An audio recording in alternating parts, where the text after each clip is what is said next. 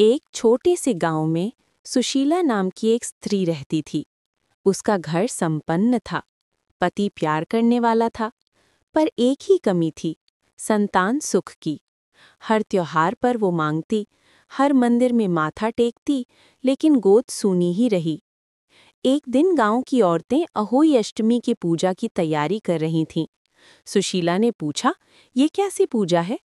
एक बुजुर्ग औरत बोली, बिटिया, अहोई माता की पूजा करने से संतान सुख मिलता है और बच्चों की रक्षा होती है। सुशीला के दिल में उम्मीद की किरण जली। उसने भी व्रत रखा। सुबह से बिना जल पिए अहोई माता का चित्र दीवार पर बनाया, जिसमें 7 पुत्र और एक सिंह की आकृति थी। सच्चे मन से बोली, हे अहोई माता, मेरे जीवन में भी हंसी की किलकारियां भर दो। रात को जब उसने तारे देखकर जल ग्रहण किया तो उसे एक सपना आया।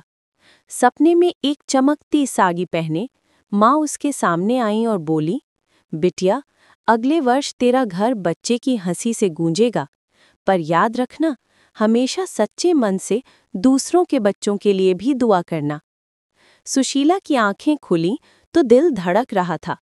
उसने अहोई माता को प्रणाम किया और अगले वर्ष वही हुआ। उसकी गोद में एक प्यारा सा बेटा आया। समय बीता, बेटा बड़ा हुआ, पर एक दिन कुएं में गिर गया। सब घबरा गए। सुशीला रोती हुई अहोई माता के चित्र के सामने दौड़ी और बोली, माँ, मेरा बच्चा बचा लो, आपने वचन दिया था। और तभी चमत्कार हुआ।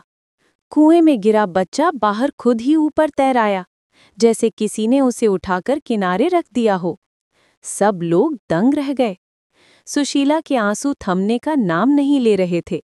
उसने सिर झुकाकर कहा, माँ अहोई, आपकी महिमा अपरंपार है। आपने मेरे बच्चे को दूसरा जन्म दिया।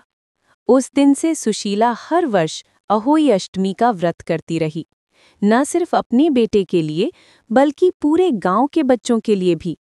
गांव की औरतें कहतीं, जो दिल से माँ अहोई की पूजा करे, उसके आंगन में कभी सन्नाटा नहीं होता। संदेश: अहोई अष्टमी सिर्फ संतान की प्राप्ति का पर्व नहीं, बल्कि माँ की निस्वार्थ ममता और विश्वास का प्रतीक है। जो श्रद्धा से पूजा करे, उसके जीवन में सुख, समृद्धि और बच्चों की रक्षा सदैव बनी रहती है।